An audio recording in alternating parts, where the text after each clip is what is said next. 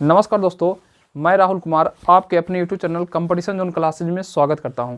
देखिए, ये practice set number 2 है और इसको देखते हैं आज। इसमें हर एक प्रकार के आपको क्वेश्चन डाले गए हैं, अच्छे क्वेश्चन हैं जो इंपॉर्टेंट है आपको। तो पहला क्वेश्चन क्या है, देखिए, कह रहा एक सिपाही चोर का पीछा करना शुरू करता है। जब चोर 10 कदम चलता है तो सिपाही 8 कदम चलता है। सिपाही के 5 कदम चोर के 7 कदम के बराबर है। सिपाही और चोर की गति का अनुपात ज्ञात करें। देखिए, इस क्वेश्चन को समझते हैं आगे कैसे बनेगा। आप देखिए, इसमें यहाँ से समझिए, कहाँ से, इस लाइन से। करा सिपाही के 5 कदम चोर के 7 कदम के बराबर हैं। ठीक है, अब इसको लिख देते हैं कैसे, मेथड नंबर 1 से करते हैं। पहला तरीका से देखते हैं। तो करा सिपाही का कितना कदम, 5 कदम, और चोर के कितना कदम, 7 कदम के आपस में बराबर है। ठीक है, तो ये बताइए, इससे देख के पता चलता है कि सिपाही का 5 कदम, यानी सिपाही 5 छलांग मारता है तो चोर को उतना चलने के लिए 7 छलांग मारना पड़ता है। अच्छा, इससे पता चलता है कि जो सिपाही का गति ज़्यादा है, चोर का गति कम है। यानी यहाँ से हम क्षमता निकाल लेते हैं। तो सबसे पहले निकालेंगे सिपाही, अब बटे में क्या है, चोर। तो ये हो जाएगा 7/5। यानी इससे पता चलता है कि सिपाही जो है उसके पास 7 का पावर है, तो चोर के पास कितना का, 5 का पावर है। बात समझ में आ रहा है कि ना। अच्छा, या गति भी कर सकते हैं इसको, जैसा समझ सकते हैं कि ये 7 किलोमीटर प्रति घंटा के स्पीड से दौड़ता है, तो ये 5 किलोमीटर प्रति घंटे के स्पीड से दौड़ता है। ठीक है, अब आते हैं पहले लाइन में। जब चोर 10 कदम चलता है, अब समझिएगा सिपाही और चोर का गति का अनुपात आ गया है 7/5। तो कह रहा सिपाही 8 कदम, तो देखिए ना, इस सिपाही का है ना गति, तो 8 कदम में कितना, 8 7 56 चलेगा। और चोर कह रहा है कि 10 कदम चलेगा, यानी 5 के स्पीड से 10 चलेगा, 10 कदम। तो ये 8 7 56 और 10 5 50, इसको काट दीजिए, 28/25 आंसर। यानी इनका गति का जो अनुपात है वो कितना आ गया, 28/25।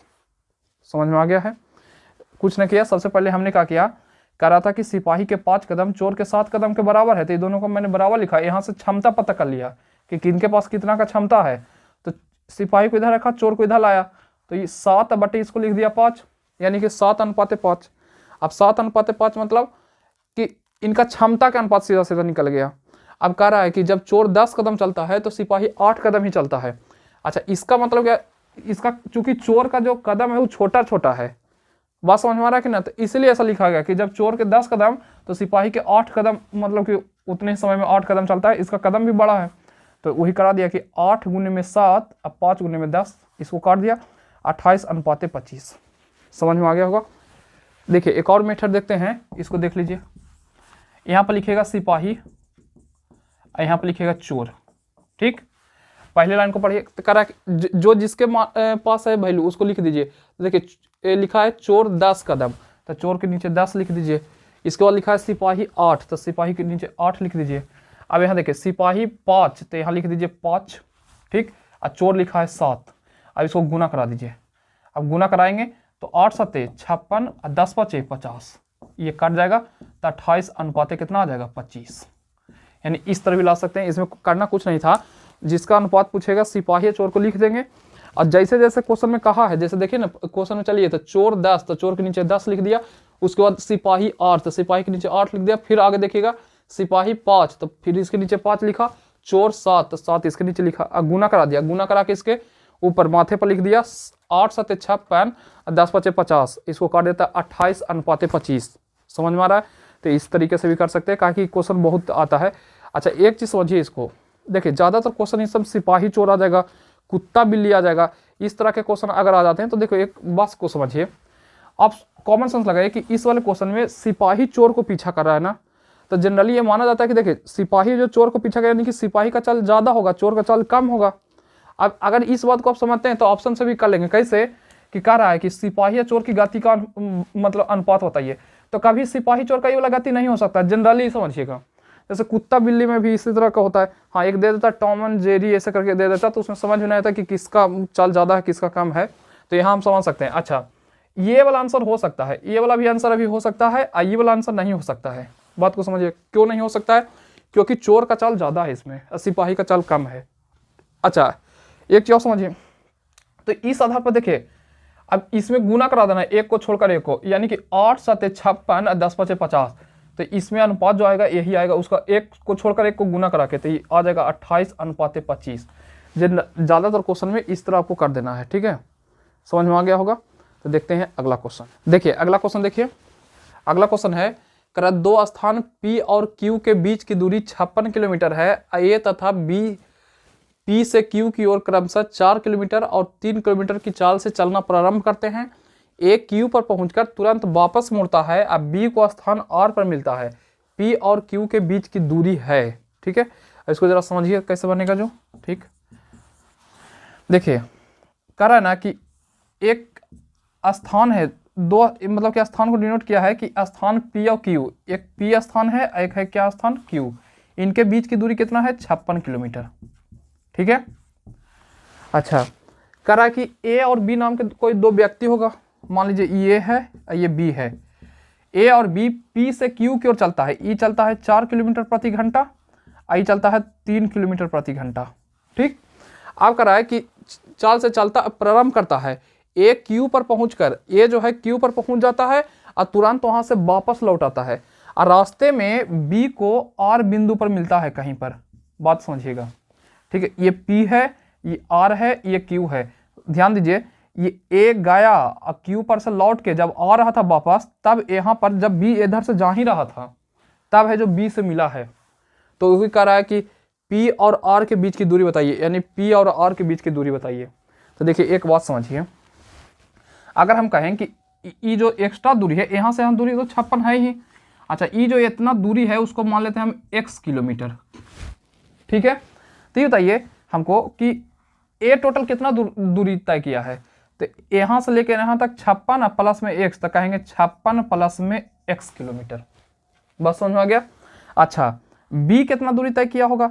तो B जो है देखिए यहाँ से यहाँ तक 56 है, आइए x को हटा दें तो इतना जो है 56 माइनस में x किलोमीटर, यानी B जो है मात्र P से लेकर R तक में 56 माइनस x किलोमीटर की दूरी, तो 56 माइनस में x किलोमीटर। अच्छा एक चीज समझिएगा, जितने समय A अब B, जब A चलना स्टार्ट किया था तो उसी समय B चलना स्टार्ट किया, यानी समय दोनों का समान है, यानी समान समय में, क्योंकि इसका गति ज्यादा था ना इसीलिए वहां से जाके लौट रहा है वापस। तो देखो दोनों का समय बराबर है, तो हम ऐसे लिखेंगे कि दूरी बटे में चाल बराबर समय, यानी 56 प्लस में x चलने में 4 के स्पीड से जितना समय A को लगा उतने ही 56 माइनस में x चलने में B को उतने ही समय लगा, कितना 3 के स्पीड से चलने में। दोनों बराबर हो गया समय। बात समझ में आया। देखिए 56 प्लस x यानी इतना ही दूरी गया है कौन, 4 के स्पीड से, जितना समय लिया उतने ही 56 माइनस x 3 के स्पीड से लिया होगा समय। अब इसको देख लेते हैं, x का मान निकाल लीजिए, इसको गुना करा लीजिए, तो इसको गुना कराएंगे तो 6 तिया 18 और 5 तिया 15 1 16 प्लस में 3x बराबर, इधर करेंगे तो 6 चौ 24 और 5 चौ 20 और 2 22 माइनस में कितना 4x, ये हो जाएगा 7x बराबर। इसको उधर घटा दीजिए, तो घटाएंगे तो ये आ जाएगा 14, अब में से ये 8 6 14, आई बचेगा कितना 1, यानी कि इसमें से 11 11 ये 56 हो जाएगा। ठीक है, ये कटेगा तो 8 7 56, x बराबर 8। ठीक, यानी x जो माने थे वो 8 आ गया, तो यहाँ से यहाँ का दूरी कितना होगा, 56 में से 8 गया, कितना बचेगा 48 किलोमीटर। बात समझ में आए। तो यही P से R का दूरी पूछा था, कितना है 48 किलोमीटर। P और R के बीच की दूरी 48 किलोमीटर। बात समझ में आ गया है कि ना। कुछ ना किया था, बस A जितने समय में A का दूरी या बटे में उसका चाल जो समय आ जाए, और B द्वारा चले गए दूरी या बटे में उसका चाल जितना समय आ जाए, दोनों को आपस में बराबर कर दिया, समय बराबर समय। ठीक है, अब देखिए एक और मेथड से बन सकता है क्वेश्चन, कैसे जो से देखिए। अच्छा ये बताइए, अगर हम आपसे पूछे कि A और B मिलकर टोटल कितना दूरी तय किया, अगर देखा जाए इतने समय में, तो मान लीजिए T समय में कितना दूरी तय किया होगा। तो देखिए ना, A यहाँ से यहाँ गया है, इतना चला आया है, ये यहाँ, यानी हम कह सकते हैं 56 गुने 2, यानी टोटल 112 किलोमीटर दूरी तय किया है कौन, A और B मिलकर। यानी क्यों, क्योंकि देखिए ना A यहाँ से यहाँ तक तो गया ही है, ये 56, अब मान लीजिए एक्स्ट्रा चला है यहाँ पहुंचा है, तो B को ही उतना पहुंचा था, वो एक्स्ट्रा उसके बदले चल दिया, यानी टोटल दोनों मिलकर कितना दूरी तय किया है। तो हम कह सकते हैं कि 56 गुने में 2, इतना समझ में आ गया। अच्छा, कितने समय में, तो 4 T1 में भी प्लस में 3 T2 में, T1 ही होगा, समय सेम होगा। बात समझ में आया। तो ये हो जाएगा 112 बराबर में ये कितना 7T, ये इसको काट दीजिए 16, T बराबर 16, यानी 16 घंटा टोटल चला है। किसी का भी देख लीजिए टोटल 16 घंटा चला है। तो ये देख लीजिए ना कि B जो है यहाँ से यहाँ B के द्वारा जो चली गई दूरी वही निकालना हमको PR, तो P आर बराबर क्या हो जाएगा, पी आर बराबर, तो 16 गुने 3, यानी जो व्यक्ति यहाँ से यहाँ गया है ना, कितने का स्पीड से, 3 का स्पीड से 16 घंटा चल के, तो 16 तिया 48 किलोमीटर। आंसर ऐसे भी आ सकता है। बस समझ में आ गया। तो दोनों तरीका से आ सकता है। यहाँ कुल दूरी बराबर हम कुल दूरी कर दिए, यहाँ कुल समय बराबर कुल समय कर दिए। समझ में आ रहा है? ठीक है, तो अगला क्वेश्चन देखते हैं। ठीक, देखिए अगला क्वेश्चन देखिए, करा 5 पुरुष एक काम को 12 दिन में कर सकते हैं, जबकि 10 महिलाएं उसी काम को 8 दिन में कर सकते हैं। 3 पुरुष और 4 महिलाएं मिलकर उस काम को कितने दिन में करेंगे? तो इसको कैसे करेंगे? कराए 5 पुरुष किसी काम को 12 दिन में, और उसके बाद करा 10 महिलाएं उसी काम को कितना दिन में, 8 दिन में। तो मैं सब महिला पुरुष का क्षमता निकाल लेंगे कि उनका क्षमता है कितना। तो इसको काट दीजिए, 4 तिया 12, 4 दूनी 8, और कटेगा 5 दूनी 10। ठीक, तो 3m बराबर 4w, यानी m बटे w बराबर 4/3। यहाँ से क्या पता चल गया, ये रेशियो पता चल गया, यानी क्षमता पता चल गया कि एक पुरुष के पास 4 की क्षमता है, तो एक महिला के पास कितने की क्षमता है, 3 की क्षमता है। ठीक है, अब जो क्वेश्चन का है उसको लिख देते हैं। तो क्वेश्चन में कहा है कि 3 पुरुष प्लस में 4 महिलाएं उसी काम को कितने दिन में करेंगे, किस काम को? तो दोनों में से किसी एक को ले लेते हैं कथन को, जिस काम को 5 पुरुष 12 दिन में कर रहे हैं, या 10 महिलाएं कितना 8 दिन में। तो जिस काम को 5 पुरुष कितने दिन में कर रहे हैं जी, 12 दिन में। अब इसमें हम m और w का मान रख देंगे, x का मान निकल जाएगा। कुछ न किया, हमको सबसे पहले कथन दिया था कि 5 पुरुष किसी काम को 12 दिन में, और उसी काम को 10 महिलाएं अगर जाए तो वो 8 दिन में करेगी। बात समझ में आ रहा है कि ना? तो यहाँ से m और w का हम रेशियो निकाल लिए, यानी m का मान 4 और w का मान 3। अब क्वेश्चन में कहा है कि 3 पुरुष और 4 महिलाएं उसी काम को कितने दिन में करेंगे, जिस काम को किस काम को? तो जिस काम को 5 पुरुष 12 दिन में करते हैं, या हम यहाँ लिख सकते थे कि 10 महिलाएं कितने दिन में करेंगे, 8 दिन में, वो भी बराबर कर सकते हैं, आंसर सेम आएगा। ठीक है, तो m का मान कितना है, 4, तो 4 तिया 12, प्लस में w का मान कितना है, 3, तो 4 तिया 12। ठीक, गुने में x बराबर में m का मान 4, तो 5 चौ 20 गुने में 12, तो 24 गुने x बराबर में 20 गुने में 12, 12 दूनी 24, आई काट देंगे 10, x बराबर 10 दिन। बात समझ में आया कि ना? तो आंसर 10 समझ में आ गया होगा। तो इस तरह कर सकते हैं। देखते हैं अगला क्वेश्चन। देखिए समझिए, अगला क्वेश्चन करा है ए और बी अलग अलग एक काम को क्रमशः 20 दिन और 30 दिन में पूरा कर सकते हैं। उन्होंने मिलकर कुछ दिन काम किया, उसके पश्चात बी काम छोड़कर चला गया। यदि ए ने अकेले ही शेष काम को 5 दिन में पूरा किया तो बी ने कितने दिनों में काम किया? ठीक है, तो बी ने कितने दिन काम किया, सही है। ठीक है, अब इसको देखिए बनाएंगे कैसे, उसको समझ लीजिए। अब देखिए, ए कह रहा है कितना दिन में काम किया है जी, 20 दिन में कर सकता है। अब बी 30 दिन में कर सकता है। अच्छा, कर दोनों मिलकर काम को शुरू कर दिया है। ठीक है, उन्होंने मिलकर काम को कुछ दिन तक किया, यानी कि काम शुरू कर दिए हैं दोनों मिलकर। उसके पश्चात बी काम छोड़कर चला गया। तो अच्छा ये बताइए कि दोनों शुरुआत में जब एक साथ किए तो मान लिया कि x दिन तक जरूर किए होंगे दोनों साथ में, और करा कि जब बी चला गया काम छोड़कर तो ए अकेले काम को 5 दिन में पूरा किया, यानी जब ये चला गया था तो 5 दिन और काम किया होगा एक्स्ट्रा। बात समझ में आया? देखिए कैसे हम पता कर लिए कि दोनों जो है एक साथ जब शुरू किया था काम तो टोटल x दिन तक किया होगा साथ में, तो ये x दिन तक ये भी किया होगा, x दिन तक ये भी किया होगा। अच्छा, ये जब छोड़ के चला गया होगा बी तो 5 दिन एक्स्ट्रा कौन किया है, ए काम किया होगा। अब इसी को लिखते हैं। देखिए, ए एक दिन में कितना काम करता होगा, तो 1/20, तो x + 5 दिन में, ये टोटल करने का दिन है कि कितना दिन कौन काम किया।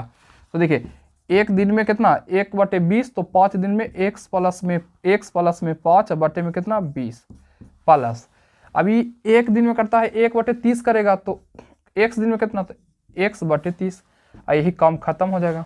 काम खत्म को 1 कहते हैं, दोनों मिलकर काम 1 कर लिया होगा।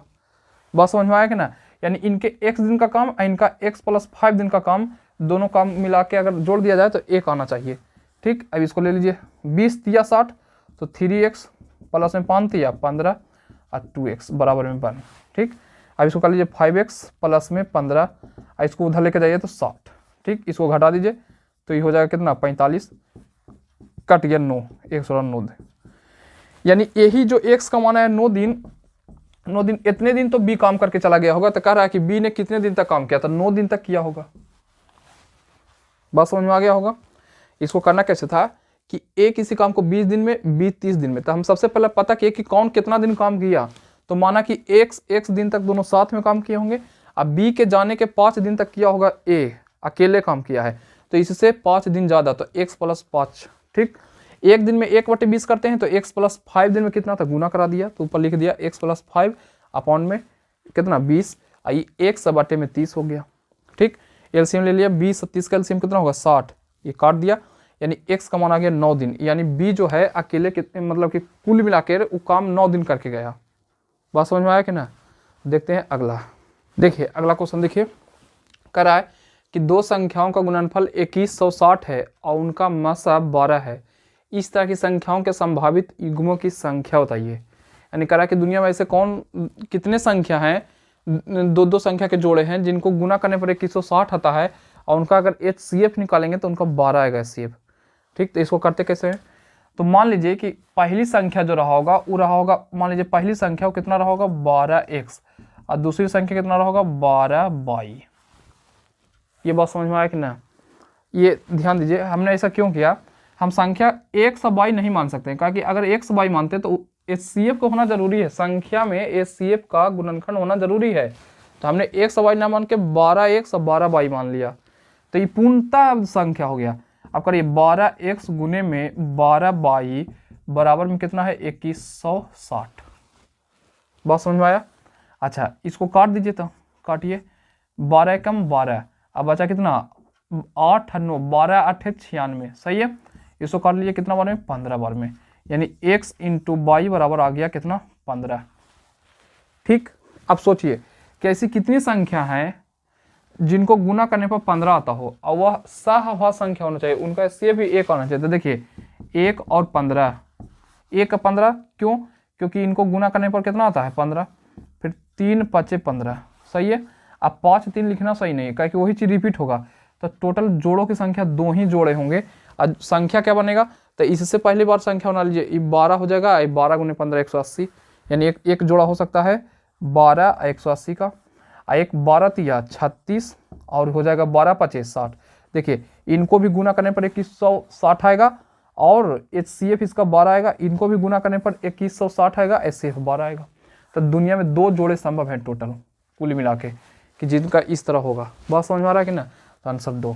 ठीक है, देखते हैं अगला क्वेश्चन। देखिए अगला क्वेश्चन देखिए, कह रहा है कि 10,000 के निकटतम वह संख्या जो 3 4 5 6 7 तथा 8 से पूर्णतः विभाज्य है और वो संख्या का नाम है x, तो कह रहा है x के दहाई के स्थान पर जो अंक है उसको बताइए।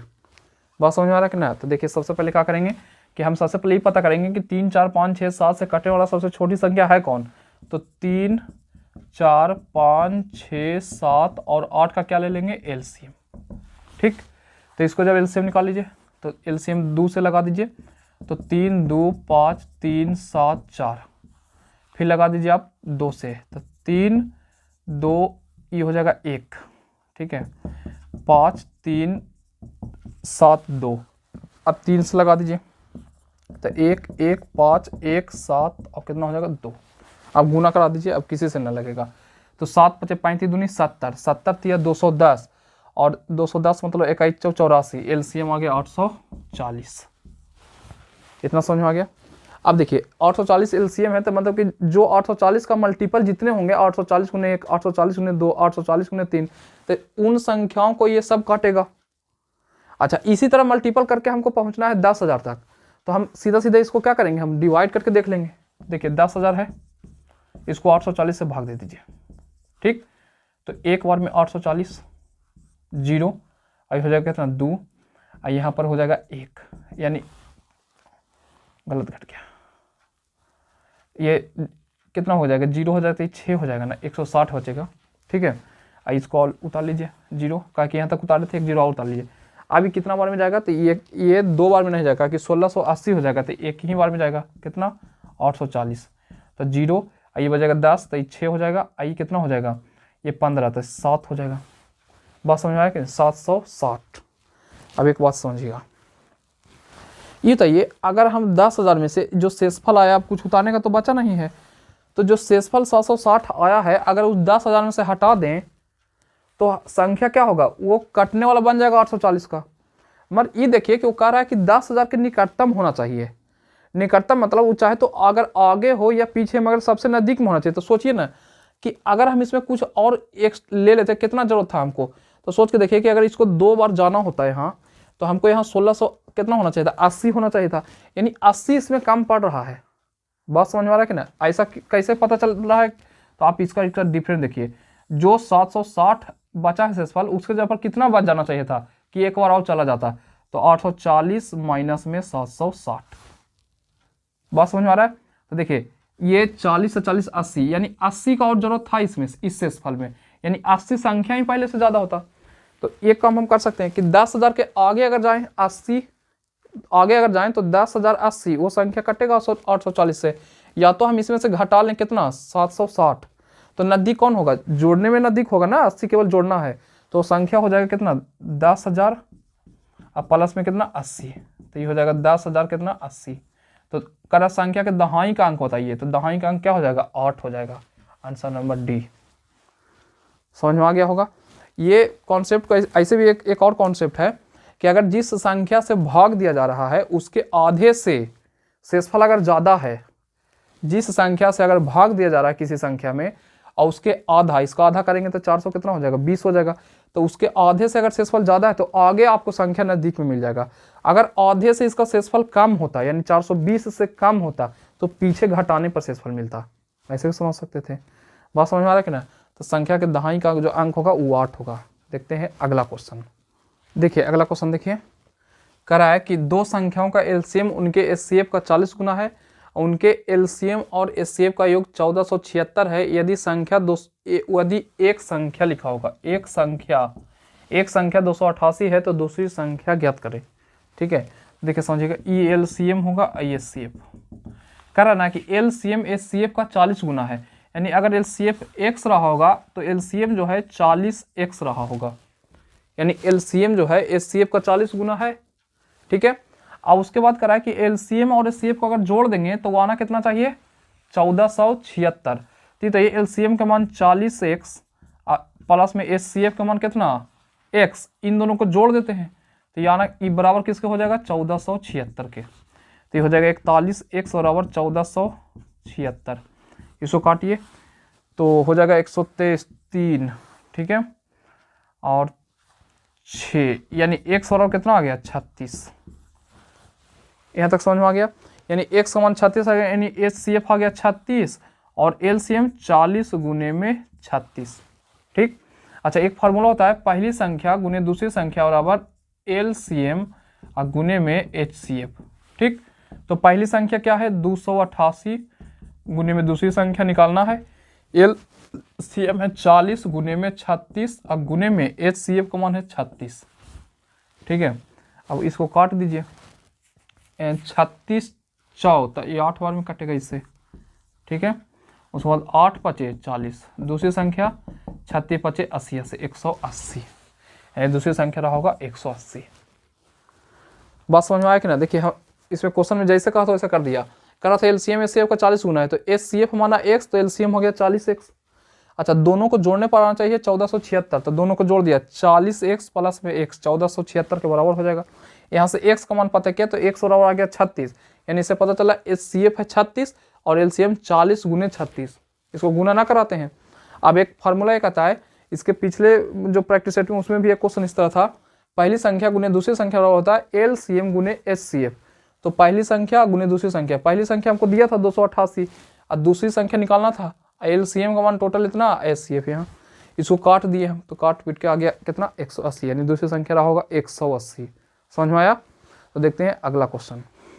देखिए अगला क्वेश्चन है, कह रहा दो लंबवृत्तीय शंकुओं के आयतन में अनुपात 1:3 है और उनके व्यासों में 3:5 का अनुपात है, तो उनके ऊंचाई का अनुपात बताइए। तो देखिए एक चीज़ समझिएगा, कह रहा है कि आयतन में जो अनुपात है यानी V1/V2 का जो है, चाहे V1/V2 कितना 1:3, और उसके बाद उनके व्यास का अनुपात यानी D1/D2 कितना है 3:5, तो H1/H2 आपसे पूछ रहा है। बस समझ में आया? अच्छा एक देख इस तरह के क्वेश्चन बिल्कुल समझ लीजिए अच्छे से, देखिए समझिएगा।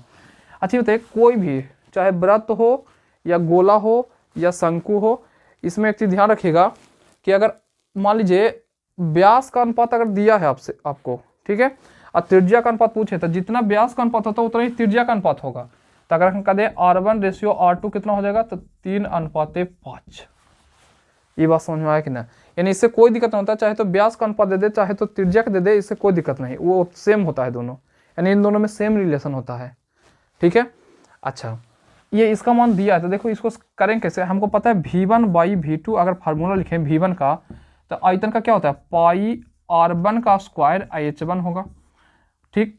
और चूंकि ये शंकु है तो एक चीज़ समझिए, 1/3 हो जाएगा, ये 1/3 हो जाएगा। पाई, हालांकि इस सब का कोई मतलब नहीं है, पाई का 1/3 का, केवल R स्क्वायर H से मतलब था। आई हो जाएगा R2 का स्क्वायर इंटू में H2, ये सब सेम है, कट जाएगा, क्योंकि शंकु का आयतन होता है 1/3 पाई R स्क्वायर H, ठीक।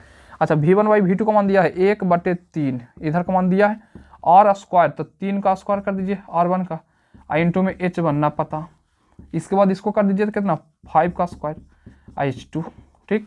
अभी चला जाएगा यहाँ पर, तो कितना हो जाएगा 25, ठीक है, और 3 3 9 27, यानी H1 और H2 का अनुपात आ गया कितना, ये आ गया 25:27 आंसर, यानी 25:27। बात समझ में आया कि ना। देखिए इसमें करना क्या रहता है ना कि जो जितना बार है उतना बार उसका गुना करवा दीजिए। जैसे मान लीजिए दिया रहता है त्रिज्या का ऊंचाई का दिया रहता है, तो त्रिज्या को 2 बार, ऊंचाई को 1 बार गुना करा के आयतन का निकल जाता। और चूंकि इधर का मान दिया था तो इसलिए इसको हमको इधर ले जाना पड़ा, इसको इधर ले जाना पड़ा। बात समझ में आ रहा है कि ना। तो केवल फार्मूले पर याद रखेंगे इस तरह के क्वेश्चन के लिए कि फार्मूला इसका होता क्या है, ऐसे कोई मतलब नहीं, पाई से 1/3 वो तो दोनों में कॉमन था, बस इससे मतलब था। समझ में आ गया होगा, ठीक। देखिए अगला क्वेश्चन करा है, एक गोला, एक बेलन और एक शंकु के समान त्रिज्या और समान ऊंचाई है, इनके वक्र पृष्ठीय क्षेत्रफलों का अनुपात ज्ञात करें। बात समझ में आ रहा है कि ना। यानी कि एक क्या है, सबसे पहले गोला है, एक क्या है, एक बेलन है, फिर ठीक है, हाँ, और उसके बाद क्या है जी, शंकु है, ठीक है। तो कहा जा रहा है कि इनकी त्रिज्याएं समान है और इनकी ऊंचाई भी समान है। अच्छा, तो ये मान लीजिए गोला है तो इसका त्रिज्या मान लीजिए R होगा। अच्छा, पूरा ऊंचाई कितना होगा, तो आप कहेंगे R, यानी यहाँ से यहाँ तक के कितना 2R। इतना ही ऊंचा कौन है, इतना ही ऊंचा सब है टोटल। तो देखिए इसका भी त्रिज्या R है। अच्छा, ऊंचाई इसका जो हम कह सकते हैं, तो यहाँ R के टर्म में लिख दीजिए तो 2R हो जाएगा इसका ऊंचाई, कोई दिक्कत का है कि यहाँ से यहाँ तक जितना ऊंचाई ये है तो सेम सब है, तो R के टर्म में ही हम 2R कर दिए। अच्छा, इसकी त्रिज्या कितना है, तो R होगा, ठीक है। अच्छा, ऊंचाई कितना होगा, तो ऊंचाई आप कहेंगे कितना है 2R। अब कह रहा है ना कि क्या कह रहा है, उनके वक्र पृष्ठ का क्षेत्रफल का अनुपात बताइए। तो देखिए वक्र पृष्ठ का पूछा है, तो इसका वक्र पृष्ठ का क्षेत्रफल होता है 4 पाई R स्क्वायर, ठीक। अच्छा, इसका वक्र पृष्ठ का होता है 2 पाई RH, ठीक है, और इसका वक्र पृष्ठ होता है पाई RL।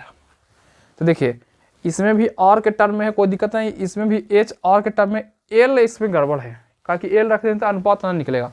तो सबसे पहले तो हम L पता करते हैं, तिरछी ऊंचाई, तो L बराबर होता है ये इसका स्क्वायर, यानी एक तरह से राइट एंगल ट्रायंगल है, समकोण त्रिभुज है, तो इसका स्क्वायर प्लस में इसका स्क्वायर का अंदर रूट कर लीजिए, तो 2 का स्क्वायर 2R का स्क्वायर और R स्क्वायर, तो ये कितना हो जाएगा 4R स्क्वायर प्लस में R स्क्वायर, ये टोटल हो जाएगा 5R स्क्वायर, सही है।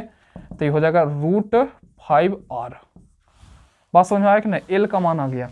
अब हम सब रखते हैं, देखिए कैसे 4 पाई, अच्छा पाई से पाई कैंसिल कर दिए, लिखना ना पड़े बार बार, तो पाई हटा दीजिए, R स्क्वायर, ठीक है, और 2 इंटू में R। अच्छा, एच के जगह पर 2R लिख सकते हैं, क्योंकि ये पूरा जो एच है वो 2R के बराबर है, अनुपाते ये R हो गया, इसके जगह पर √5 इंटू में R लिख दिए। बस समझ में आ गया होगा। तो देखिए यहाँ 2R यहाँ पर भी है, 2R यहाँ पर भी है और 2R यहाँ पर भी है, फाइनल क्या बचा 4 रूट कितना 5, यानी 4:4:5, 4:4:5, आंसर नंबर ए। बात समझ में आया कि नहीं। हाँ, तो देखते हैं अगला क्वेश्चन। देखिए अगला क्वेश्चन, देखिए करा निम्न में से सबसे बड़ी संख्या बताना आपको, इसमें से बड़ा कौन है। तो देखिए इस तरह के क्वेश्चन करने के लिए कुछ ना करें, जब बाटा में होगा ना तो नीचे वाला संख्या का सबका एलसीएम ले लीजिए। और सोच के देखिए ना कि 3 का इसको घनमूल निकालेंगे तो बहुत दिक्कत है, फिर 2 का वर्गमूल निकाल पड़ेगा, इसका तो और दिक्कत है, ठीक है। तो निकाल ना पाएंगे, तो इसके लिए कैसे करेंगे कि 3 के पावर 1/3 है, 2 की पावर 1/2 है, 1 की पावर कुछ मतलब 1 होगा, 6 की पावर 1/6, तो 3 2 6 का एलसीएम कितना हो जाएगा 6। इसको तो कोई दिक्कत नहीं है, 1 है ही 6, इसको कर लीजिए 3 दूनी 6, 3 का स्क्वायर 2 या 6, 2 की पावर 3, 1 कट गया 6, ये आ जाएगा 9, ये हो जाएगा 8 है, 1 है 6। बताइए कौन वाला बड़ा होगा? ये वाला बड़ा है, एक मतलब 3 की पावर 1/3, 3 की पावर 1/3 बड़ा होगा। समझ में आया कि ना? जैसे बाटा में दिया हो कोई संख्या तो उसका एलसीएम लेके गुना करा दीजिए। ऐसे बड़ा बड़ा संख्या मान लो दिया हो कि 3 के पावर मान लो 40, 2 की पावर 50, इस तरह 6 की पावर मान लीजिए 30, ऐसे, तो उसका एचसीएफ से उसको में भाग दे दीजिएगा सबको, यानी उसको छोटा बनाना है, इस तरह कर लेंगे तो आंसर आ गया। एलसीएम निकाल के सब में गुना करा दिया, पावर पता चल गया तुरंत। बात समझ में आ गया होगा। देखिए अगला क्वेश्चन है, करा 30%, 20% तथा 10% के क्रमिक छूटे अकेली कितने प्रतिशत छूट के बराबर है? तो मान लीजिए कि कोई सामान रहा होगा 100 रुपया अंकित मूल्य का रहा होगा, ठीक है, और उस पर पहला छूट कितना मिला 30%, यानी 70% अब दाम उसका बचा होगा। फिर एक और छूट मिल गया 20%, तो 100 में से 20 घटा यानी 80% दाम बचा होगा। अच्छा, फिर उस पर छूट मिल गया 10% का छूट, तो यानी 90/100 यानी 90%। अब देखते हैं कि 100 रुपये का सामान इतना छूट मिलने के बाद कितना में मिल रहा है, ठीक, तो 100 से 100 कट गया, 0 0, ठीक, एक और 0, ये हो जाएगा 9×8 = 72, चाहे कर लीजिए 9×8 = 72 गुने में 7, 7 दूनी 14 और 7 7 49 और 49 और 1 50 और नीचे है 10, तो 50.4। बात को समझिएगा, 50.4 भी है ऑप्शन में। सोचिए कि 100 रुपया का कोई सामान था अंकित मोल वाली, और उस फाइनली उसका जो दाम छूट देने के बाद कितना बचा 50 रुपया 40 पैसा, यानी कमी कितना किया गया छूट में, कितना छूट दिया गया, तो छूट घटा दीजिए इसमें से, यानी 100 माइनस में 50.4 यानी 49.6, यानी 49.6 रुपया का कमी किया गया। वही तो प्रतिशत है, क्योंकि 100 इसीलिए तो माने कि जितना डिफरेंट आएगा वही प्रतिशत में बदल जाएगा, यानी 49 रुपया 60 पैसा, ऐसे भी कह सकते हैं, यही उसको प्रतिशत में भी बोल सकते हैं। इतना छूट मिला है 49.6, ये आंसर। बात समझ में आ गया ना कैसे करते हैं, यानी जितना छूट कहेगा ना उतना उस तरह करते चले जाएंगे। मान लीजिए कोई वस्तु का अंकित मूल्य 100 था, पहला छूट 30%, यानी 100 में से 30 घटा दिए 70/100, दूसरा छूट 20%, तो 100 में से 20 घटा दिए 80/100, और तीसरा छूट 10% है तो 90/100। अब फाइनली हमने देखा कि वस्तु जो है 50 रुपया 40 पैसा में बिका, यानी 100 रुपया का सामान 50 रुपया 40 पैसा में मिलता है, यानी छूट कितना मिला तो 49 रुपया 60 पैसा। और उसी को प्रतिशत में बदल, मतलब 100 इसलिए माना जाता है कि उसको तुलना ही, वो अंतर ही प्रतिशत में बदल जाएगा। बात समझ में आया कि ना? तो देखते हैं अगला क्वेश्चन। देखिए अगला क्वेश्चन देखिएगा, कह रहा है कि एक व्यक्ति ने 250 कुर्सियां बेची और उन पर 50 कुर्सियों के बिक्री मूल्य के बराबर लाभ प्राप्त हुआ, तदनुसार उसके लाभ का प्रतिशत बताइए। ऐसा समझिएगा, एक व्यक्ति है जब 50 कुर्सी वो बेच देता है तो उसको पता ये चलता है कि हमको 250 कुर्सी जब बेच देता है तो पता चलता है कि 50 कुर्सी के जो जितना बिक्री मूल्य था ना उतना उसको लाभ हो जाता है, ठीक है। तो कह रहा है कि लाभ प्रतिशत बताइए कि कितना प्रतिशत तो लाभ कमाता है। तो इसको सबसे पहले एक बेसिक मेथड से देख लेते हैं, उसके बाद इसका ट्रिक भी है। बेसिक मेथड ये कहता है कि देखिए लाभ जो होता है ना, लाभ वो विक्रय मूल्य माइनस में होता है क्रय मूल्य। तो हम कह सकते हैं कि 250 कुर्सी खरीद के लाया होगा मार्केट से, और वही 250 कुर्सी बेच दिया होगा। देखिए 250 कुर्सी को समझिए, उस 250 से कुर्सी बेचवे किया अभी तक, तो 250 कुर्सी खरीद के लाया और 250 कुर्सी बेच दिया। तो देखिए विक्रय मूल्य माइनस में क्रय मूल्य, तो उसको जो लाभ समझ में आ रहा है वो 50 कुर्सी के विक्रय मूल्य के बराबर लाभ आया है। बात समझ में आ रहा है कि ना? अब देखिए विक्रय मूल्य को एक तरफ कर देते, इसको इधर लाएंगे तो घटाएंगे तो हो जाएगा कितना 200 विक्रय मूल्य, ठीक। अब बराबर में इसको उधर ले जाएंगे तो 250 क्या आ जाएगा क्रय मूल्य। अच्छा, अगर हानि होता तो कहता था 50 कुर्सी के विक्रय मूल्य का और हानि हो जाता, तो हम लिखते 250 का क्रय मूल्य माइनस में 250 का विक्रय मूल्य, ठीक। अब यहाँ से क्रय मूल्य बटे विक्रय मूल्य, चाहे कुछ भी मान लिखा जाए, विक्रय मूल्य अब बटे में क्या क्रय मूल्य, यानी इसको इधर ले गया इसको उधर ले गया, 250 अब बटे में कितना 200, यानी क्रय मूल्य 200 और विक्रय मूल्य कितना 250। यानी कोई सामान खरीदा गया है 200 में, अब बिक कितना में रहा है 250 में, कितना का लाभ हो रहा है 50 का। लाभ प्रतिशत, लाभ गुने 100 अब बटे में क्या क्रय मूल्य, ठीक। तो 4 बार काट दीजिए, ये 25 से, यानी कितना प्रतिशत, 25%। इतना समझ में आया कि ना। इसमें ये बेसिक तरीका था। अब इसका ट्रिक देख लीजिए कि इस तरह के क्वेश्चन का जो ट्रिक कैसे लगेगा, तो समझिएगा। जब कहे कि लाभ की बात करेगा, तो देखिए जो 50 कुर्सी का विक्रय मूल्य के बराबर चाहे क्रय मूल्य के बराबर जो भी लाभ या हानि हो उसको ऊपर लिखना है, यानी 50 गुने में 100, और नीचे बस प्लस माइनस को ध्यान रखिएगा। जब लाभ कहेगा तो दोनों संख्याओं का अंतर कर देना है, यानी 250 में से 50 को घटा देना है, तो 200 आएगा, तो यहाँ 200 लिख दीजिए।